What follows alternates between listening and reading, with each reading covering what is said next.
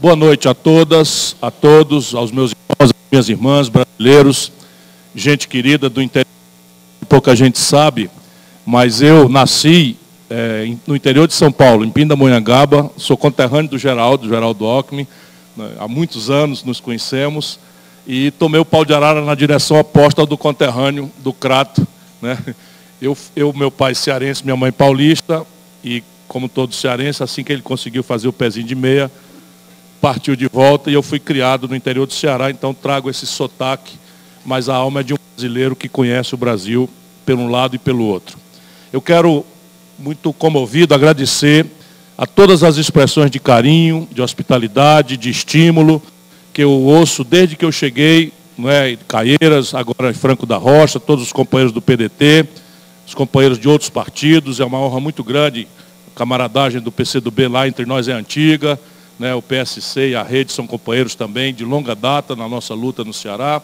E cumprimentando a todos, quero cumprimentá-los na pessoa do Diego Hernandes, que tem a tarefa, em cima de uma tradição importante, de renovar a política de Franco da Rocha. Nós gostaríamos muito que ele assumisse a tarefa de apresentar ao povo de Franco da Rocha uma alternativa, não que negue nada nem ninguém, mas uma alternativa que possa restaurar a esperança de muita gente sofrida do nosso país que vive também aqui. Não é brincadeira, 35 mil pessoas todo dia terem que sair às 6 horas da manhã de casa, pagar um terceiro turno de trabalho dentro do ônibus e do trem, pelo qual ninguém lhe paga nada, para ir e voltar buscando uma oportunidade de trabalhar, renda fora.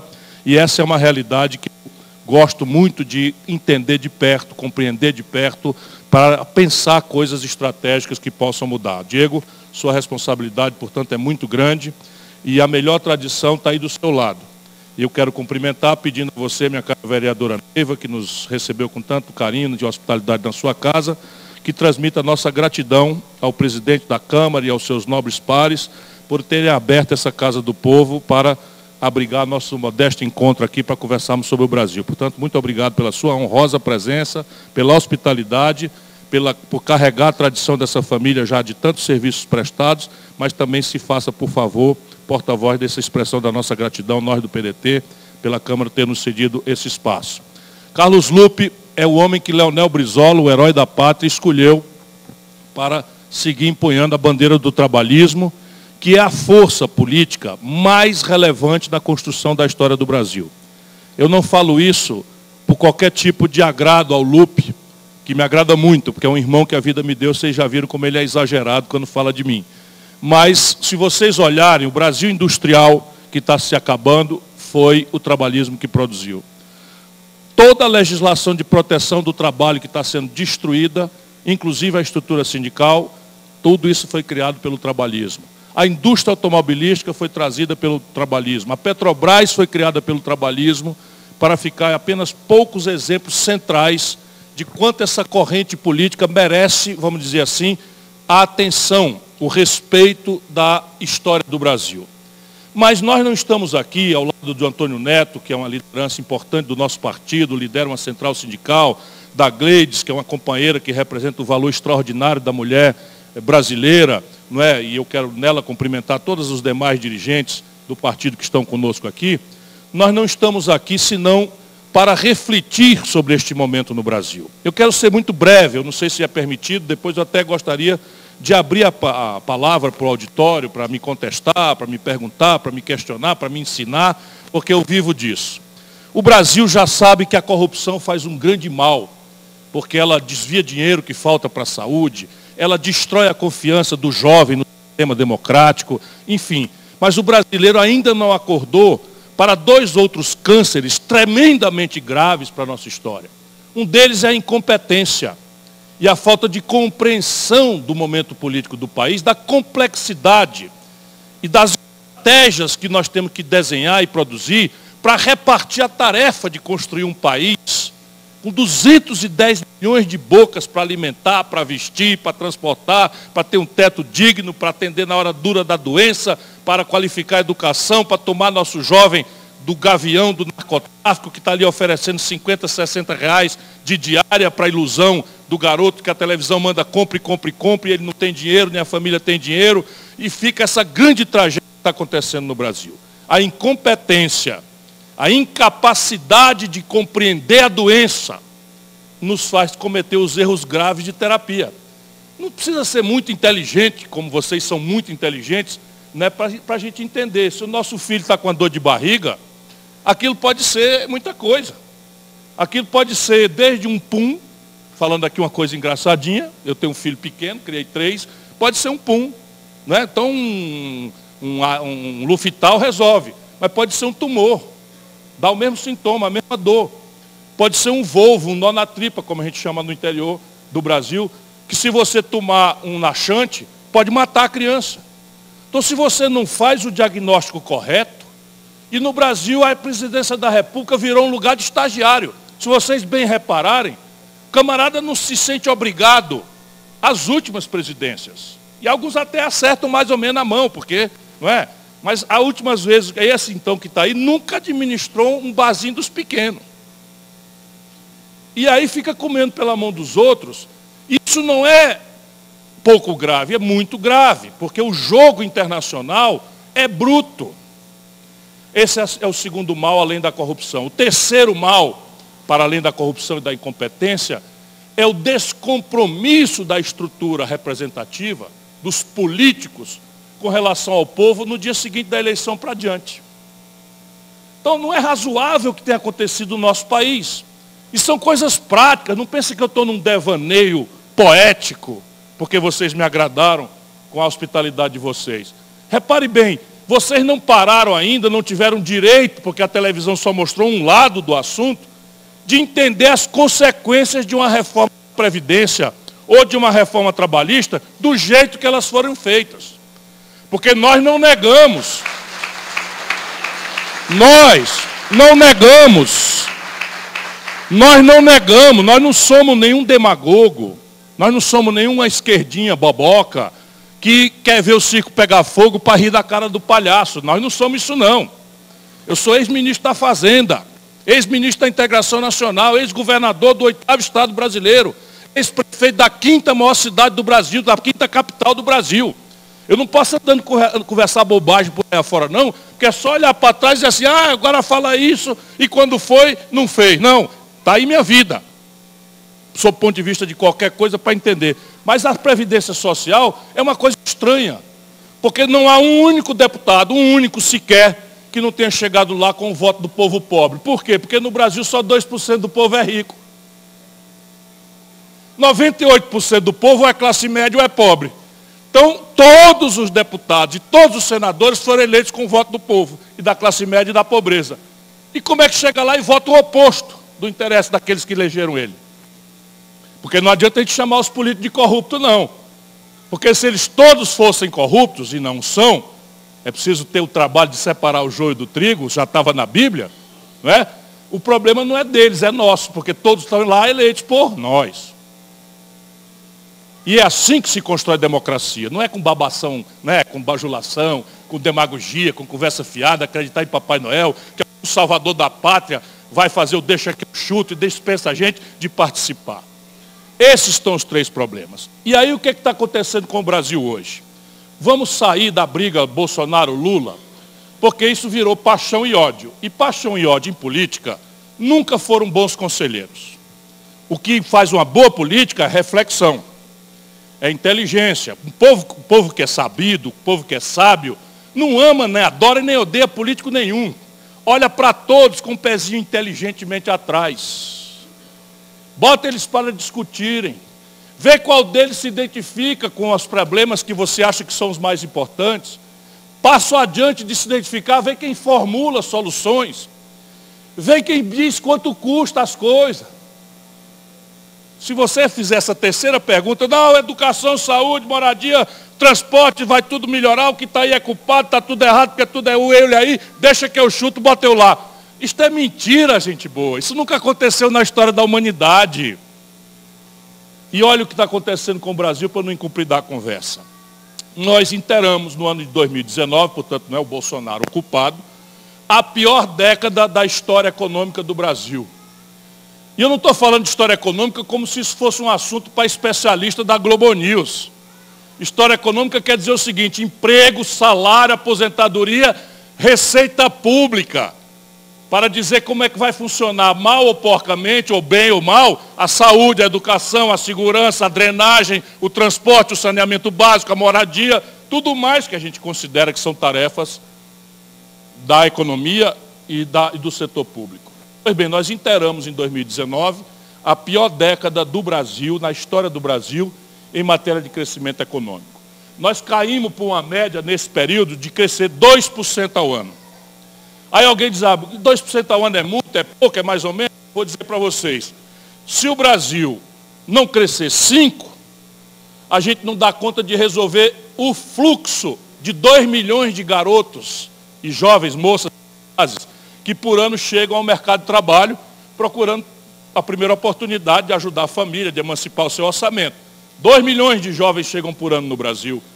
O que quer dizer que mais ou menos 200 ou 2 milhões e 200 mil crianças nascem no Brasil pedindo uma atenção materna infantil, pedindo creche, porque as mulheres são obrigadas crescentemente à dupla jornada, vão trabalhar, e as crianças, se não forem alimentadas, carinhadas, socializadas até os 5 anos de idade, têm a estrutura do cérebro comprometida para sempre.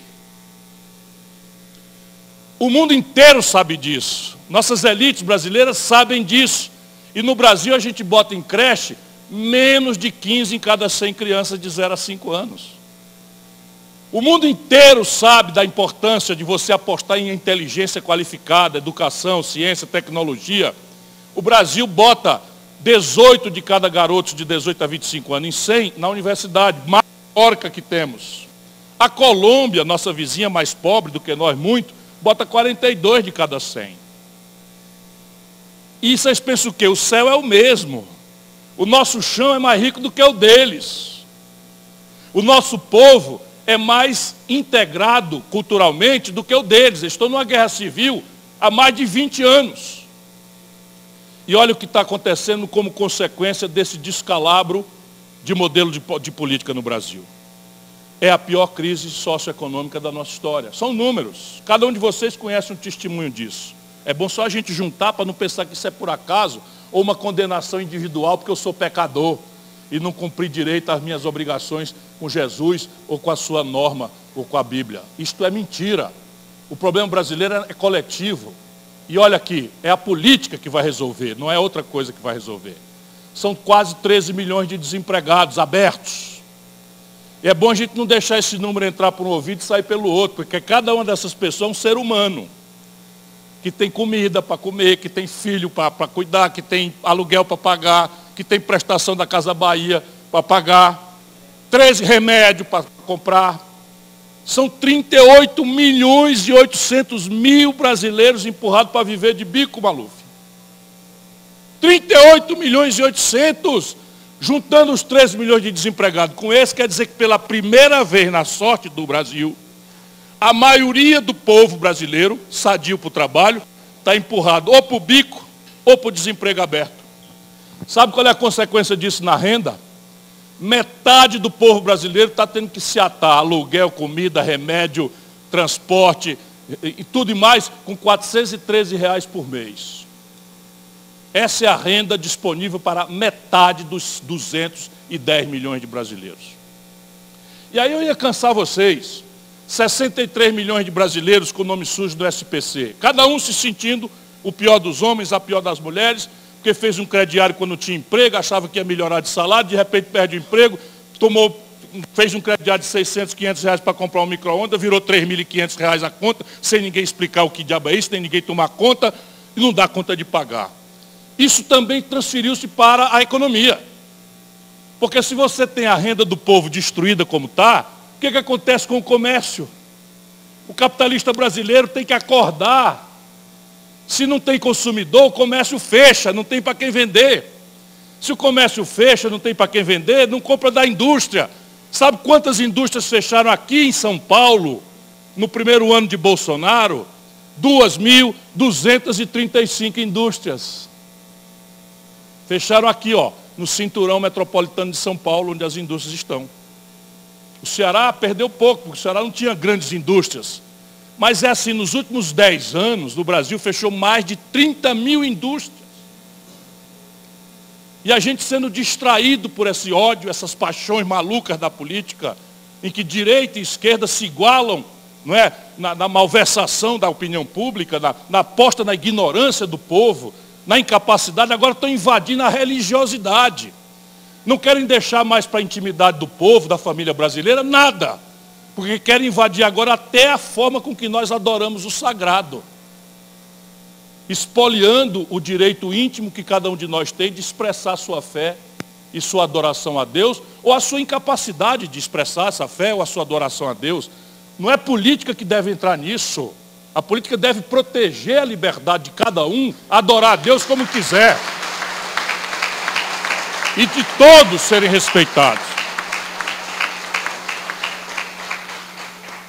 Eu me apaixonei um pouco pela visita, pelo carinho com que eu estou sendo recebido, estou falando demais. Diante dessa brutal crise, o que é que acontece conosco? O povo fica com medo.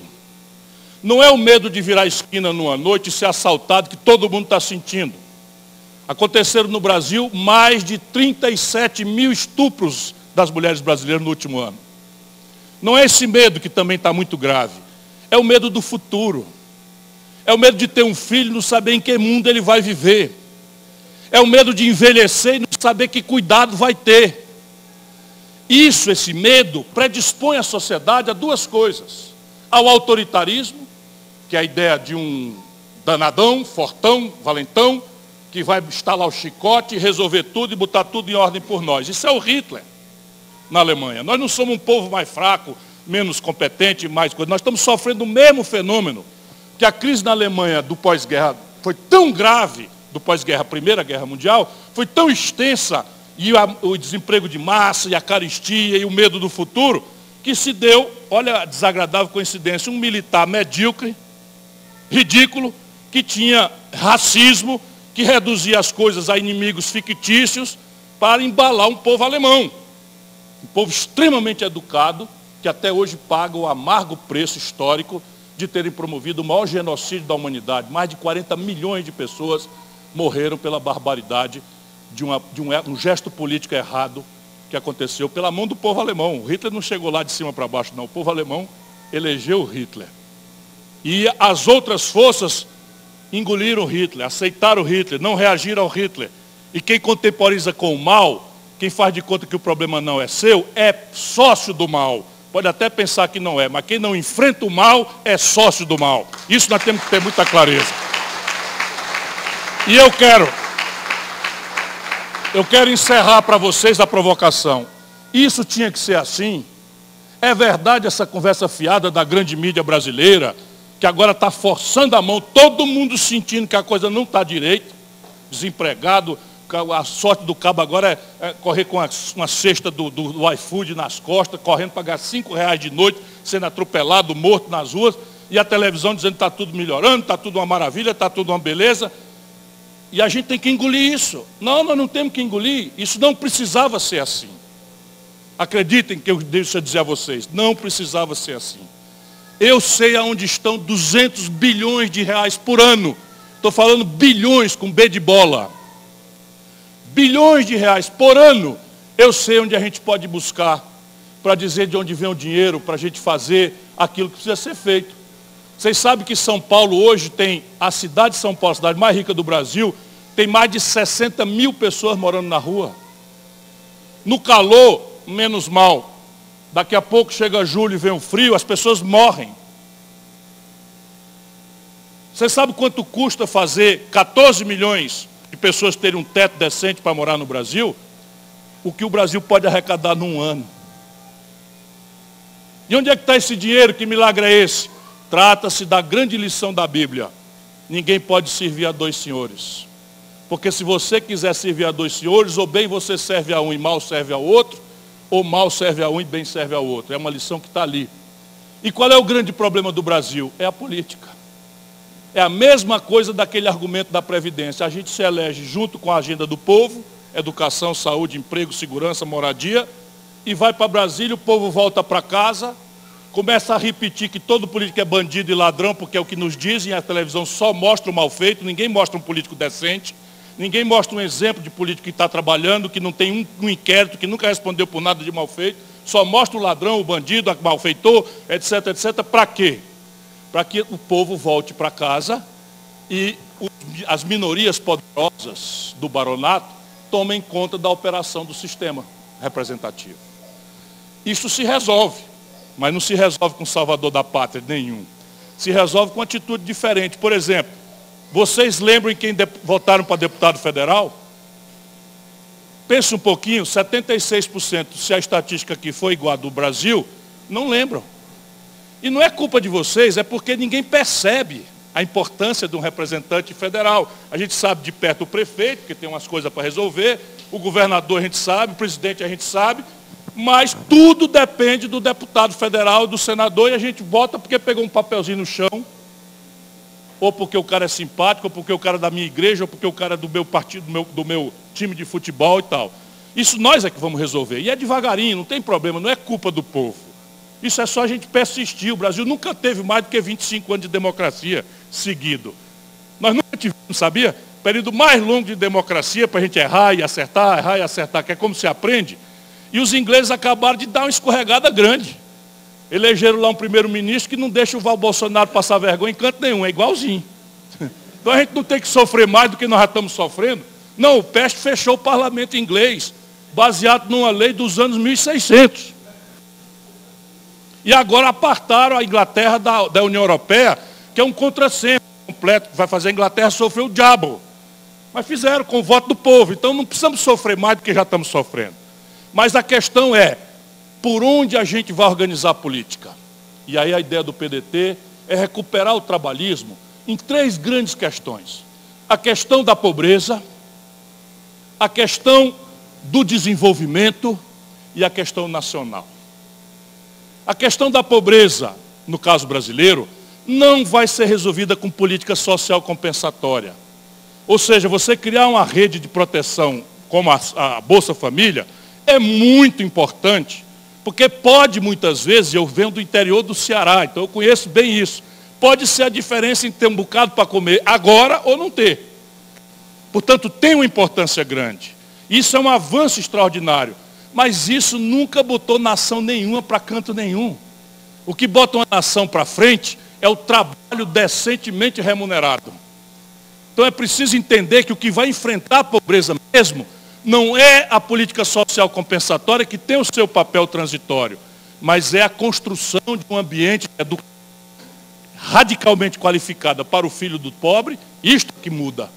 Isto é o que transforma. E vejam a história do PDT nessa área, não devo ser eu a dizer. Perguntem qual é a melhor educação pública do Brasil. Perguntem qual é o melhor IDEB, Índice de Desenvolvimento da Educação Básica do Brasil. Não vem de nenhum estado rico, vem lá do pequeno e pobre estado do Ceará. E não é porque sobrou dinheiro, não. Nós somos um dos estados mais pobres do Brasil. É porque a política lá tem compromisso verdadeiro com isso. Entra um, entra outro, entra um partido, entra outro, e ai daquele que der para trás naquilo que virou uma conquista do nosso povo. Isto é o que nós precisamos incorporar. A questão do desenvolvimento, nós precisamos entender 4 coisinhas simples, que o Paulo Guedes tem toda a luz do mundo para entender, mas está viciado de ideologia. Sabe aquilo que você está intoxicado e não enxerga o que está no seu nariz? O que é desenvolvimento? É crescimento da economia. E esse crescimento da economia precisa de energia, de motores. E os motores são 4. Não tem 5 nem 10, são 4.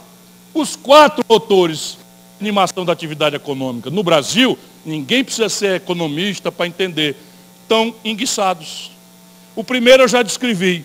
O primeiro motor de animação da atividade econômica é o consumo das famílias. O consumo das famílias vem de emprego, renda e crédito. 63 milhões de pessoas com SPC, acabou o crédito. Desemprego aberto e de informalidade desse tamanho, com renda de R$ 413, o consumo das famílias está deprimido ao pior valor da história. O segundo motor é o investimento empresarial. Quem é que precisa ser gênio para entender? E aqui tem 2 problemas. E nem tem solução fora de um marco de um Estado comprometido com isso. Porque tem essa grande discussão que o Estado tem que ser tirado da economia. Nunca houve essa experiência na história da humanidade. O que funciona não é mercado ou Estado. O que funciona na experiência da humanidade, em 100% dos casos, sem exceção, é Estado e mercado. Portanto, estão errados os esquerdistas que querem abominar o mercado e estão burramente errados, criminosamente errados, os que querem destruir o Estado e achar que o mercado vai resolver o problema. Vamos lá, vou mostrar agora. Sabe qual é o nível de endividamento do empresariado brasileiro hoje? De baixo para cima. 5.500.000 microempresas estão com o nome sujo no Serasa. Banidas do crédito na antivéspera da falência. Cada uma delas tem no mínimo 3 operários, 3 funcionários. Nós estamos falando de 15 milhões de empregos que estão no limite da degola. Gente séria, gente trabalhadora, gente que acreditou na expansão do crédito do Lula, na melhoria de vida, e que de repente no desastre econômico que o próprio PT com a Dilma produziram, despencou e virou ódio. Porque as pessoas não entenderam nada. Estava indo tudo bem. De repente o mesmo partido volta tudo a estaca zero, todo mundo perde, e aquele crédito farto e generoso vira inadimplência e falência. Vocês acham que vai sair disso sem o governo ajudar? E não é ajudar dando dinheiro não, é ajudar reestruturando o crédito. Por quê? Porque o juro brasileiro é o maior juro do planeta Terra. E aí se o governo paga por um papel mais dinheiro do que o lucro da padaria, da roça, do comércio ou da indústria, a economia não funciona.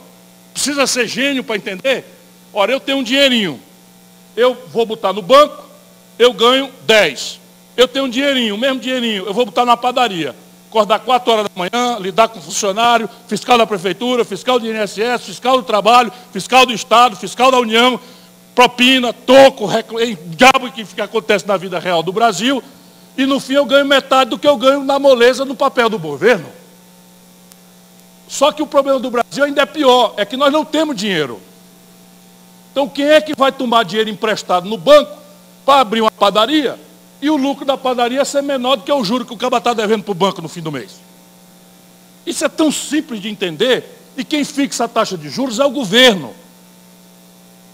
Quem fixa a taxa de juros é o governo. Tem algum comerciante aqui? Deve ter, não precisa responder. Sabe quanto é que um japonês, um norte-americano, um europeu desconta uma duplicata? Hoje, 1,5% de juro ao ano. Sabe quanto é que você desconta o duplicata se for bom amigo do gerente do Banco do Brasil? 1,75 ao mês. Isso tudo é governo, é política. Não pense que isso cai do céu, nem que é por acaso, porque isso é um brutal mecanismo de transferência de renda de quem produz e trabalha para meia dúzia. São 10 mil famílias de barões que vivem da especulação financeira. 4 famílias que controlam o Banco Itaú receberam agora 9 bilhões de reais de dividendos e não pagaram 1 centavo de imposto de renda. O lucro dos bancos no Brasil, com a crise extensa da economia, é o maior dos últimos 25 anos.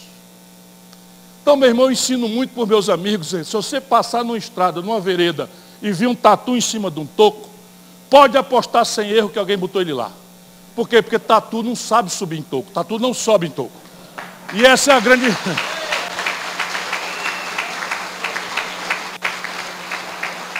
O terceiro motor, e eu me animei muito, eu vou terminar, o terceiro motor é o investimento público. De novo, ninguém precisa ser nem um gênio para encarar a opinião sacrificada da Globo a serviço, da Globo não, da grande mídia do Brasil, a serviço dessa impostura. O Keynes, que é um dos maiores economistas da humanidade, reduzia o que eu quero dizer para vocês agora a uma frase. Ele dizia assim, respeitado mundialmente, um dos maiores intelectuais da economia do mundo, da história da humanidade. Ele dizia assim, em tempos de depressão econômica do capitalismo, os governos, repare o que o Keynes dizia, em tempo de depressão, de paralisia, de crise econômica, os governos deveriam pagar para o seu povo cavar um buraco, e em seguida pagar para o povo tapar o mesmo buraco que tinha acabado de cavar. O que ele estava dizendo nessa frase, que é uma metáfora? É que ciclicamente o capitalismo entra em crise. E que nesses momentos, tal qual um corpo que teve uma parada cardíaca, é preciso usar o desfibrilador. É preciso acudir o corpo, não é para substituir a saúde da pessoa pelo Estado, como um esquerdismo burro do passado que não entendeu nada do que aconteceu com a história. Mas tem que desfibrilar o coração, senão a parada cardíaca vira morte. E o que eles estão fazendo, pelo amor de Deus? O oposto. São Paulo teve o menor volume de investimento da história de São Paulo Desde sempre no ano passado. O Brasil está com o menor volume de investimento desde a história da Guerra Mundial para cá. E aí como é que isso evidentemente é um motor? Ora, se o governo investe, faz uma obra, faz um hospital, faz uma casa popular, faz uma rede de saneamento, na hora ele germina emprego na construção civil, mas ele germina emprego para frente e para trás. Porque ele germina emprego na indústria do material de construção, nos equipamentos que vão botar o hospital para funcionar, nos fios que vão fazer a fiação de uma casa, etc, etc. O mundo inteiro está fazendo isso. O mundo inteiro, nesse momento de crise global, está fazendo isso. Os americanos estão com o pior déficit da história. Eu não estou propondo isso ao Brasil. Mas repare, aqui está onde eu vou dizer a vocês onde é que tem 200 bilhões de reais, para a gente saber se quer mesmo servir a esse ou aquele senhor. Este país, no ano passado, no auge dessa crise, com essa cara de crise que nós estamos vivendo, dispensou, já no governo Bolsonaro, mas isso vem de trás, dispensou de rico a cobrança de impostos devidos da ordem de 320 bilhões de reais. Isso mesmo, não é sonegação não, que o cabo escapa e se esconde, e não é sonegação que eu estou falando, que é grande demais. Estou falando o seguinte, a lei diz que o cidadão deve, e o governo vai lá e dispensa o cidadão que deve pela lei, sem critério. Eu estou falando de 320 bilhões por ano. Se a gente cortar 20%, vamos lá, deixa 80% dessa aberração. Nós somos bonzinhos, não queremos brigar com ninguém. Queremos fazer uma coisa que seja menos dolorida. Vamos tirar só 20%. 20%. Nós já fizemos no Ceará. Por isso que eu digo que tem que dar exemplo, porque nós já fizemos no Ceará. Chama os empresários, ó, tem uma crise. Sabe esse incentivo que eu estou dando de dispensar o imposto? Eu vou precisar cortar esse incentivo, 20%. Se aguenta aí com 80%, quando a bonança voltar, a gente conserta. Todo mundo faz isso, caramba. Pois bem, se o Brasil corta 20%, de 320 eu estou falando de 64 bilhões de reais. Bota aí na conta. 64 bilhões. Pois bem, o mundo inteiro, menos o Brasil e a pequena Estônia, que é um país do leste da Europa, cobra imposto sobre lucros e dividendos empresariais. Eu não estou falando sobre o capital reinvestido, que a gente deve estimular a empresa, não deve cobrar imposto. O que a empresa quiser reinvestir para ampliar a produção, comprar uma máquina nova, empregar mais gente, zero imposto. Mas o dono da empresa tira da empresa para si. O mundo inteiro cobra, porque isso é renda, é imposto de renda. Eu cobrei, quando era ministro da Fazenda, do presidente Itamar Franco, eu ajudei a fazer o real. Sabe quanto a gente arrecadava, se fosse com a alíquota que eu cobrei? 70 bi. Por ano. 70 com 64, 134 eu estou devendo quase 66, é isso? Pois bem, sabe que no Brasil, o cidadão que corre com a caixote do iFood, para cima e para baixo, paga IPVA, o imposto sobre a propriedade de veículo automotor, na motocicleta dele. Os proprietários de jatinho, helicóptero, lancha, iate no Brasil, não pagam IPVA. Sabe quanto é que dá a arrecadação disso? Bota 7. 7 bi. Agora vamos outra, que nós já fizemos também no Ceará, muito abaixo do que pode ser feito. O mundo inteiro cobra um imposto progressivo sobre grandes heranças. Eles sempre querem intrigar a mim com a classe média. Esqueça a classe média que já está esfolada. Quem tem patrimônio de 2, 3 milhões de reais, esqueça. Eu estou falando é de quem tem receita, renda de bilhão de reais. Na América do Norte, que é um país capitalista, e na Europa, paga 40% o imposto sobre lucros, sobre herança. Vamos cobrar só 8%, que é o que o Ceará está cobrando. Sabe quanto é que dá? 23. Quanto é que deu aí? 164. Eu vou ficar devendo 16 para vocês, porque eu acho que eu estou cansando. Mas vocês estão vendo aqui, tecnicamente, hein? Não, o déficit esse ano foi 130, eu estava indo buscar 200, para sobrar um bocado de dinheiro para a gente dizer onde é que vai botar, em educação e saúde. Mas eu tenho, porque são coisas menores. São coisas menores, por exemplo. Você tem, por exemplo, a Localiza, que é eles me odeiam porque eu digo o nome para a pessoa poder pesquisar. Então a Localiza é uma locadora de veículos. Sabe-se lá por que carga d'água, quanto foi o toco que correu por trás de qual autoridade, a Localiza não paga imposto quando compra um carro. É assim, poxente, né? Vai lá e compra direto da fábrica e não paga imposto. Pega o carro que vale 44, se eu pesquisei, compra por 31, porque o imposto é pesado. Pega um cidadão desempregado, bota no Uber para rodar o carro da Localiza, 6 meses, deprecia o carro porque foi usado 6 meses no balanço da empresa para não pagar o ativo imobilizado, os impostos de contribuição social sobre o lucro líquido, etc, etc, e depois vende sem pagar o ICMS. E se vocês quiserem ver se eu estou mentindo, quando vocês olharem os carros do Uber, agora dê uma olhadinha na placa onde é que é registrado. Todo mundo sabe que é em Belo Horizonte. Por quê? Porque conseguiram lá que não paga imposto. Aí a rua de Franco da Rocha tem que estar asfaltadinha para ele passar. Se tiver um buraco, ele chama a mãe do prefeito daqueles nomes e tal. Não pode ter rua suja. Mas o impostozinho que é para pagar essas coisas vai recolhido? Não vai recolhido. Porque, e sabe quem é o dono da Localiza? Chama Salim Matar. Sabe onde ele está hoje? Ministro da privatização do governo Bolsonaro. Assim é moleza. Então o cara está lá, eu ouvi com esses ouvidos que a terra há de comer, o Paulo Guedes em Nova York dizendo o seguinte: Salim Matar, brincando, mas é uma brincadeirinha de mau gosto. Salim Matar é o nosso secretário, presta atenção nele aí e tal, ele é careca igual o velho da van.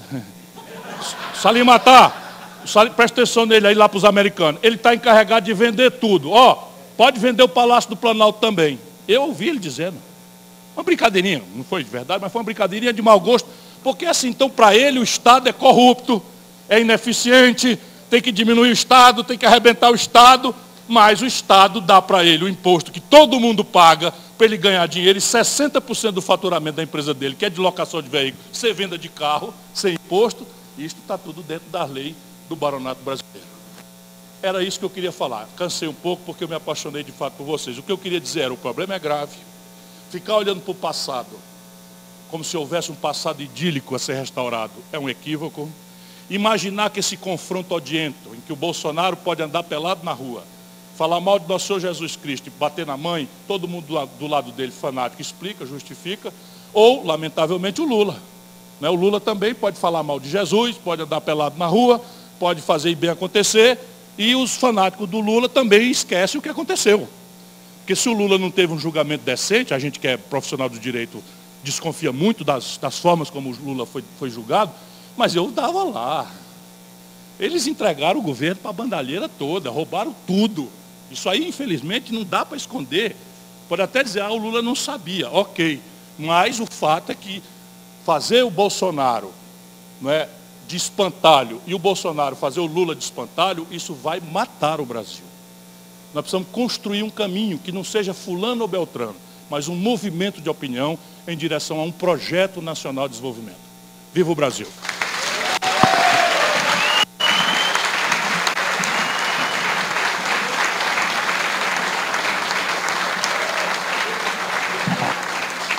Esse cabo é bom, né?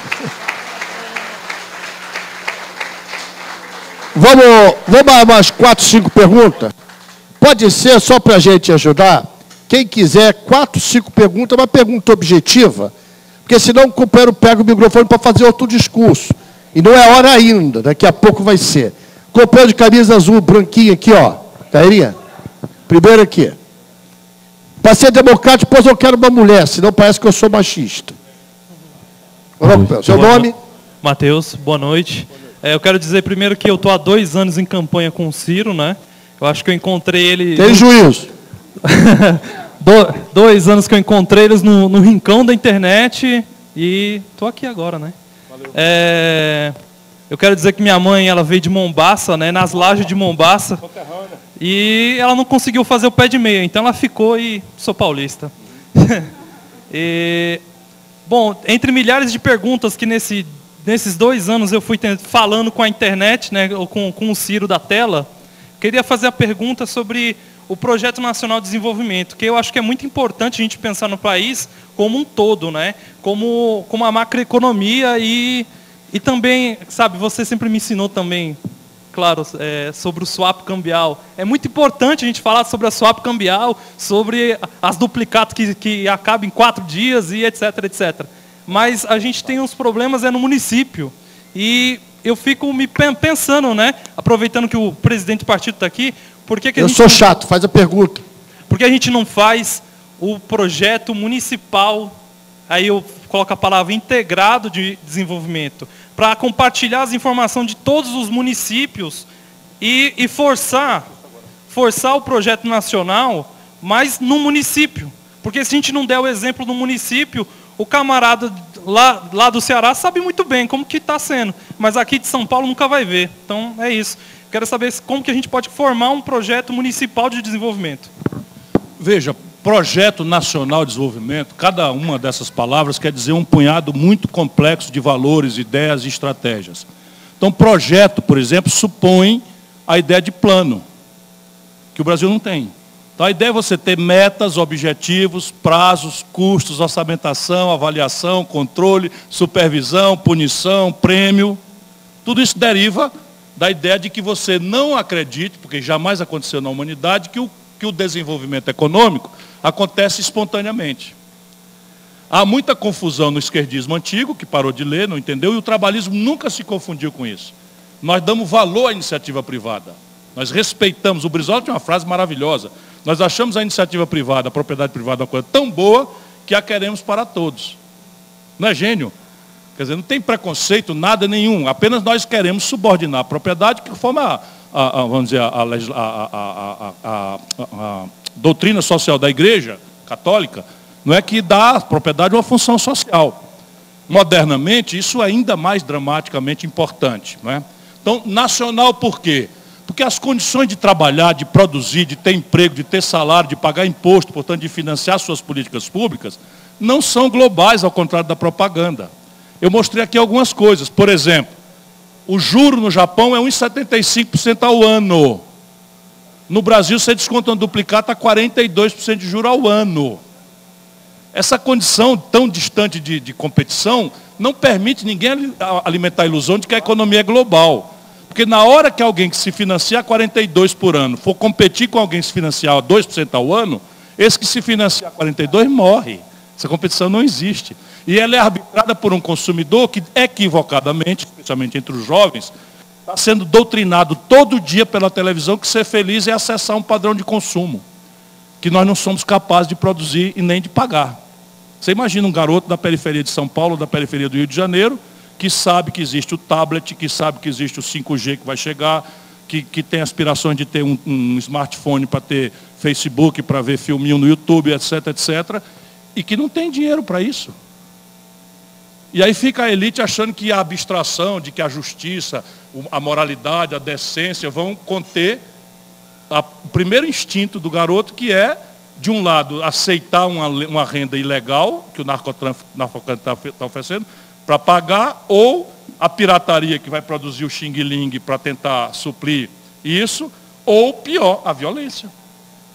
Não é pobreza que gera violência, é o consumismo bombardeado na cabeça de um garoto pobre, justaposto a esses elementos do consumo moderno. Então, isto daqui é produto de financiamento diferente, e agora fica indicada a questão tecnológica.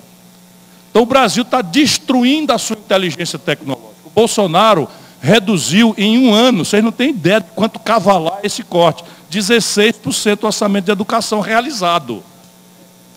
Então, 2019, com 2 milhões a mais de garotos que chegaram, nós gastamos 16% a menos na educação. Quando a gente tem uma educação mal e porca. A partir da creche que não tem, da escola pública superior que não tem, uma evasão escolar de 60% no ensino médio, que é uma escola decadente, que não ensina ninguém, nem coisa nenhuma. E isso aqui é uma variável da tecnologia. Então, a tecnologia do mundo que a gente consome é top mundial. Se você botar para competir tecnologia de ponta com tecnologia atrasada, não existe essa competição. Quem é que topa aqui voltar a escrever um papel numa máquina de escrever? Ou pelo menos vocês são jovens, mas vocês sabem o que é uma máquina de escrever? Morreu, não tem mais máquina de escrever. Máquina fotográfica ainda tem digital. Quero ver aquela do filme e tal. Quantas pessoas tem o lambi-lambi? Não tem mais. Mas isso não é trivial na brincadeira que eu estou falando. É meio de diagnóstico médico, são os novos fármacos, são as novas tecnologias de materiais, por exemplo, a roupa da gente que não amassa mais. O Brasil está importando todas as fibras de roupa. Então nós somos uma potência têxtil, agora todas as fibras modernas, que são polímeros derivados do petróleo bruto que a gente exporta, que faz com que a roupa das mulheres, dos homens também, os paletós não amassa mais, Eu entro num avião, jogo, faço uma bolinha assim, jogo lá dentro, quando eu desço, faço assim, o bicho está no ponto. Tudo isso São Paulino, o Brasil está importando tudo. 83% da química fina dos nossos remédios básicos nós estamos trazendo do estrangeiro. Então, tecnologia, não tem. E a terceira assimetria é a escala. Também ninguém precisa ser economista para entender. Se você vai no mercado de Franco da Rocha, amanhã, se tiver muita banana e pouca gente para comprar banana, o preço da banana cai. Se tiver uma super oferta, o preço cai. Então, o que acontece hoje no mundo? As megas corporações, especialmente chinesas, estão se apresentando para vender em gigantescas quantidades. Então, a fábrica de calça jeans de Xangai produz 1 bilhão de calça jeans por ano, para uma humanidade que tem 7 bilhões de habitantes. Para eles, o custo de produzir vai se dramatizar, porque o pano fica mais barato, o zíper fica mais barato, tudo mais barato, e basta ele ganhar 1 centavo de dólar por unidade, porque ele vai ganhar 1 bilhão de centavos de dólar por ano de faturamento. Resultado, essa calça chega mais barata na Sulanca de Caruaru, onde essa agenda selvagem de destruir emprego, de destruir salário, de destruir proteção, já está toda praticada. Lá as mulheres grávidas trabalham de sol a sol, criança trabalha pedalando máquina para fazer calça jeans e a calça chega mais barata.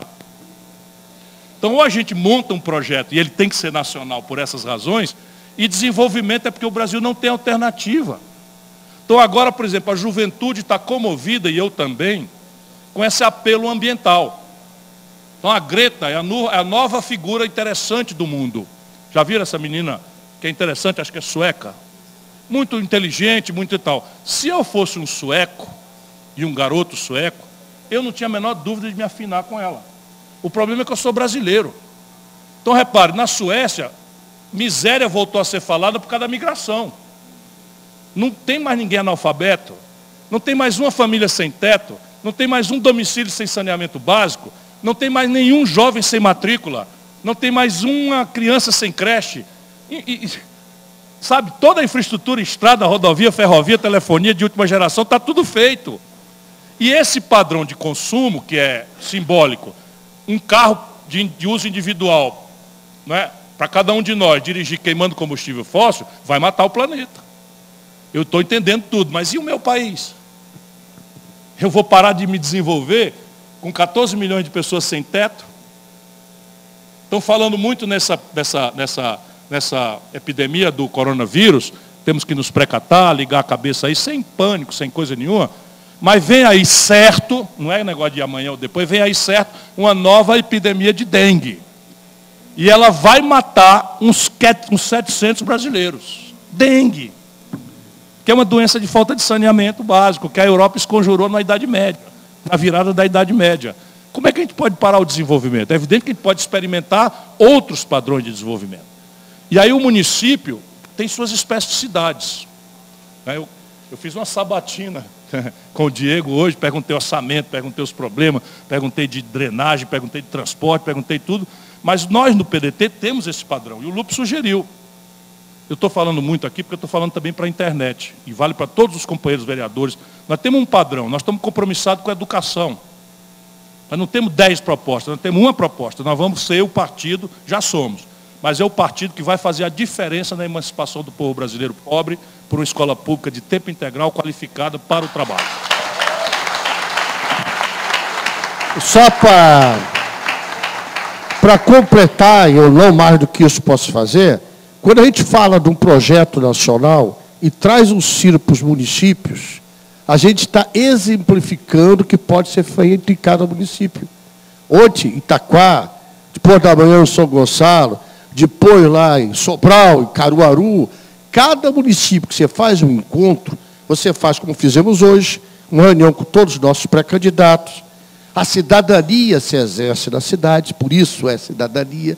Você vai lá, pelo exemplo, pelo projeto nacional, integrando a cabeça e a consciência de cada candidato, para ele, entendendo isso, procurar voltá-lo na sua cabeça, na sua realidade local. É um exercício permanente. E nós somos um partido, só para deixar muito claro isso, que nós somos uma fotografia da sociedade. Uma fotografia da sociedade com seus acertos e com seus erros, com as suas virtudes e com seus defeitos. Mas há 40 anos o Brizola falava da educação em tempo integral. Há 40 anos. Getúlio falava num projeto nacional de desenvolvimento 80 anos atrás, quando criou a Petrobras, criou os fundamentos do Estado brasileiro, o Brasil Indústria, começou a criar opção para a política do café com leite, São Paulo e Minas, para uma indústria do Brasil, como o Juscelino fez ao criar Brasília. Então, o que eu estou querendo dizer é isso, o nosso papel institucional é, pegando uma liderança, com o capital político, com a inteligência que tem o Ciro, e trazendo aqui, nós estamos dizendo a vocês, sigam esse exemplo. Não sei se eu consigo transmitir para vocês a ideia. Só isso, eu quero uma companheira fazendo pergunta, porque eu quero ouvir mulher. Pô, não, companheira, mulher e negra e bonita desse jeito, melhor ainda. Leva o microfone lá nela, Carreirinha.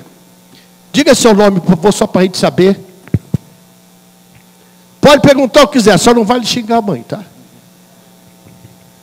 Boa noite, o meu nome é Shirley.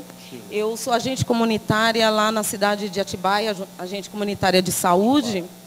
E nós, agentes de saúde, no Brasil todo, somos os que mais sabemos a realidade, a verdade em relação ao povo, em relação ao saneamento básico, à educação, à infraestrutura, os problemas, os lugares longe, onde as pessoas não têm um telefone fixo, não têm internet. Depende de nós, agentes de saúde, para saber sobre consultas, sobre medicações. E o que eu vejo que nos exigem muito deveres e não tantos os direitos.